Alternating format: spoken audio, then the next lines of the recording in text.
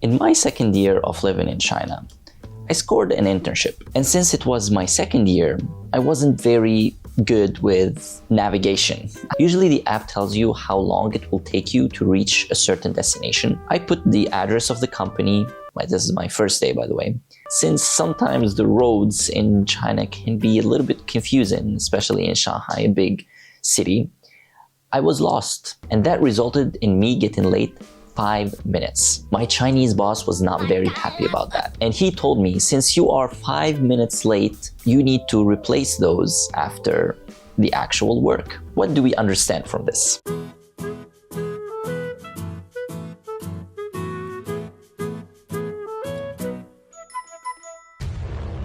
We understand that in China, you must be on time. Another story is when my sister first came here, she came with a work visa and she had to go to work at this time, like at 9 a.m. I think. And she was 2 minutes late. 2 minutes, first day. And her boss was like, well, that's minus 300 RMB for the day.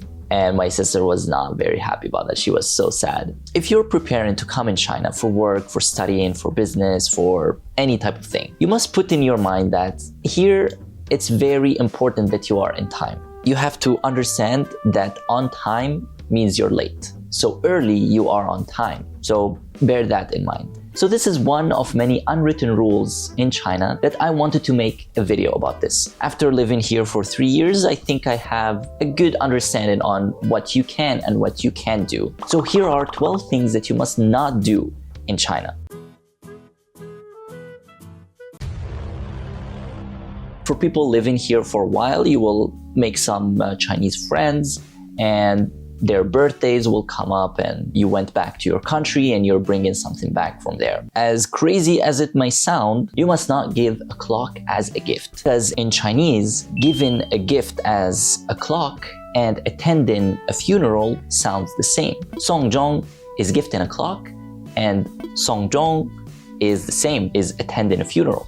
So think about this before giving a clock as a gift. You should not do it. It's not considered good. It's bad luck. An alternative thing that you can gift is there are so many things that Chinese like tea, fruit baskets. Those kind of gifts are always welcome to do. Or if you want to splurge, you can buy like expensive things, electronics or bracelets or stuff like that. When I was doing my research about this, there are actually so many things I shouldn't give. But of course, there are some people that believe in these kind of things and there are some people that do not believe in these kind of things. Just so you can eliminate all factors of being rude to someone, just have a look at this list and you will know like which things you can or you can't gift. For example, you cannot gift shoes because xie is shoes in Chinese and also it's bad luck. Also, it might imply that the person will be walking away from you or something like that. So just have a look at a list of the things that you shouldn't gift if you are buying a gift for a Chinese person that you don't know that well. Because usually for me, I just ask like, what do you want? And I just bring it. Also an umbrella, but who would gift an umbrella? I don't think anybody would gift an umbrella. San means like umbrella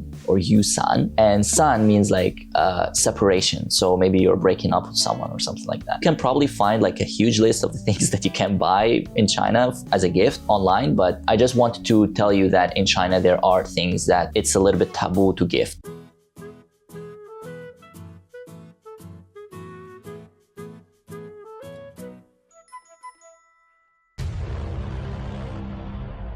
One of my biggest mistakes before coming to China is I did not focus on learning any Chinese at all. Like even the basic words, the basic sentences, it should be on your list, even if you're coming as a tourist. Because I feel like learning Chinese, it's kind of interesting because it's a very different language. The only language that is close to Chinese is maybe Japanese or like Korean, because the Latin alphabet does not exist here. The only thing that you will see the Latin alphabet is for you how to read the word. But other than that, all of it will be in characters. So that is called Hanzi. And the pinyin is the Latin characters, that is the abbreviation or the explanation of the characters. Let's do a quick Chinese lesson on what are the things that you should learn before coming to China. So one of the first things is, of course, ni hao. Ni hao means hello. 谢谢 is thank you. 是 is yes. 不是 is no. 菜单 is the menu. Dui is sorry. I think those are the things that you would use on a daily basis. So learn some Chinese. Maybe spend more time rather than just watching this 1 minute quick Chinese words learning. When I first came to China, my first ever experience in China was in a very difficult period, COVID. I was put into quarantine for 10 days. Honestly, I wasn't complaining that much because I was put into a very nice hotel. So I was like, okay, this is good. They were bringing me food every single day, 3 times. And because this is China, they do not provide you with Western utensils like spoon and fork and all of that. They give you chopsticks. So I took it upon myself and I was like, okay, I think this is a really good opportunity for me to learn how to use chopsticks. So the first day I was like very bad, second, third. By the 10th day of the quarantine, I was a chopsticks expert. I can do all the tricks with the chopsticks. There's like maybe a philosophy behind this. When you are put into a corner and you need to learn something, you will learn it.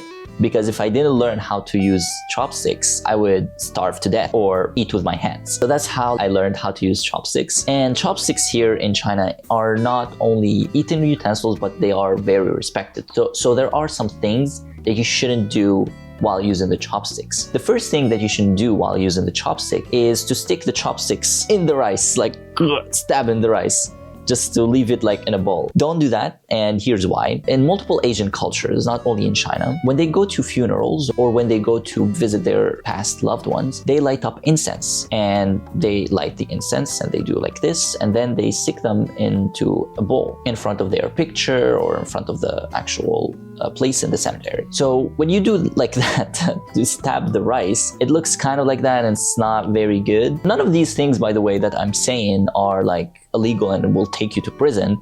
Maybe some of them, but these will just get you like some weird looks and people will be like, what are you doing? Another thing about the chopsticks, don't point to people with the chopsticks. This is considered rude and it's like you're pointing at them. Just respect the chopsticks. Don't treat them like very ruthless. Respect the people, respect the food.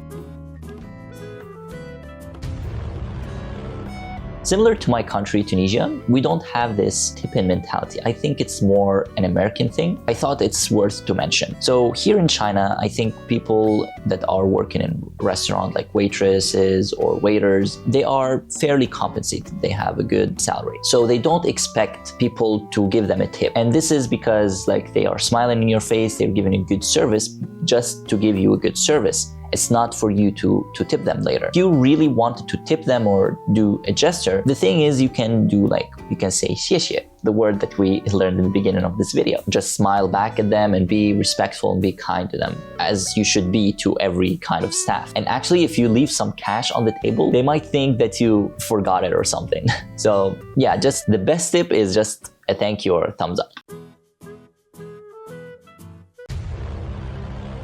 So this one is more of like when you are having a more formal dinner or lunch with a Chinese family or Chinese company. So if you're coming to business or you're visiting your pal's family or some kind of formal dinner, there are some certain rules that you have to follow. One of the first rules is that you need to wait for the host to sit first, and then you wait for them to tell you where to sit. You can't just sit anywhere. The second thing is you have to wait for all the plates to come, and you have to just sit there and wait for all the plates. Do not take the food all by yourself. Maybe there's one plate and you're so hungry. No. Don't, just be patient, be calm. All the food will come, and just wait a little bit. And the other thing, I found this out from one of my Chinese friends actually. In China, there's like these turning tables and there's a lot of plates, and you should wait for other people to eat and slowly turn the table. Do not be like, oh, I'm hungry, I want that thing. Just turn all the way.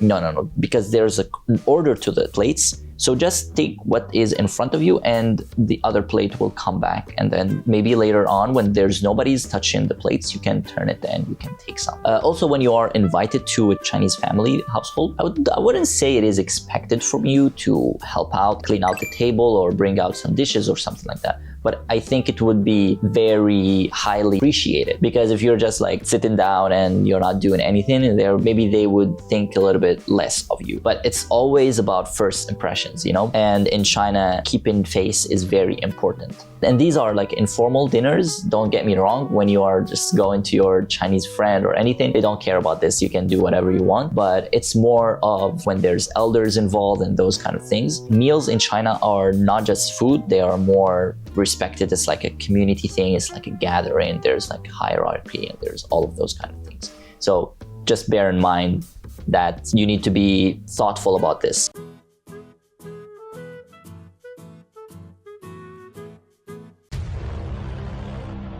Millions and millions of people use the metros every single day. Mornings and rush hours are the worst to take transportation in China because there's so many people. And because there's so many people, there are a lot of rules that need to be respected. Because I made this video about Shanghai Metro and I showed how futuristic it is and how organized it is and all of that. And that is just because there are a lot of rules that are set in place so that people do not go into chaos. So one of the things that you should bear in mind about taking the metro or taking any public transportation, you should not be loud. And this is a very logical thing because Chinese people take transportation morning and night, so they go back from work. So a lot of people, they might be very tired. Maybe they didn't get a lot of sleep previous night, or maybe they had a long day at work and they just want some silence. And then you find these foreigners, especially students, they are going out at 8 p.m. to go party or anything, and they're so loud and the people are so like, oh, I just want to go back home.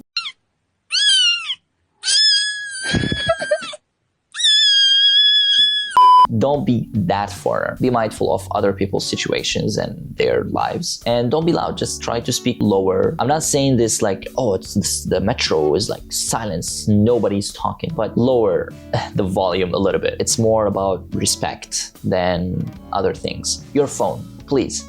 If you don't have earphones for some reason, don't put full volume. We don't want to hear what you're watching. Nobody does. They already have their earphones. They already have their own stuff they're trying to do. So don't open Douyin and Xiaoshu on the metro and full volume. So be more respectful. Japan also has a similar rule about this, but I feel like even like when I went to Japan 2 years ago, I feel like the metro was even more quieter, which I was like, whoa, they can be even more quieter. It's not very strict. Don't worry like, oh, you messed up, like you forgot your phone, that's full volume on. Oh no, the cameras or whatever. No, don't be like that. Just chill, just lower the volume, put your phone away, or just put it on mute or anything. As you saw in the signs, it is kind of illegal to eat on the metro, and I think it's because maybe sometimes like the food smell is very strong and maybe some people do not like that type of food, making the metro dirty, or the sounds of eating. All of those things I think made up this rule of not eating on the metro. You can have some drink, boba or matcha or whatever you want, that's completely fine, but usually food is not like allowed on the metro. So the good thing is in most stations you will find vending machines that have snacks, or you can even find food stalls or restaurants inside the metro station. You can find fast food, you can find Chinese food, you can find every type of food in the station. So if you were really hungry, you can just eat something and then get back to the metro.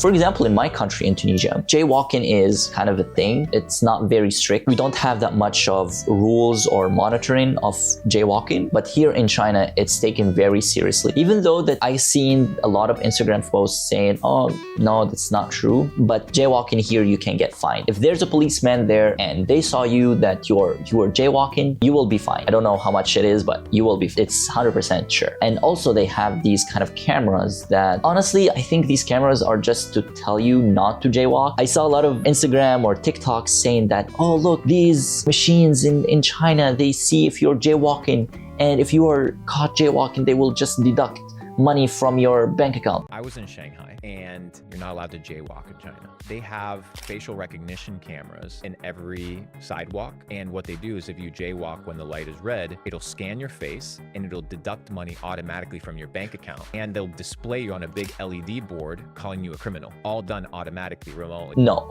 that is not correct. They made those just to say, look, this person is jaywalk. This is not correct. You should not do this. And you will find even Chinese people jaywalk. That shouldn't make it correct. It's not like, oh, they are doing it, so I just do it. Just wait the 30 seconds, man. It's 30 seconds. The light will turn green. You will not stand there forever. And it's also for your own safety, because you don't know, like if you cross and maybe you didn't look twice, maybe there's like there's an e-bike coming flying, or there's a car that didn't see you. Just be safe. Do not jaywalk.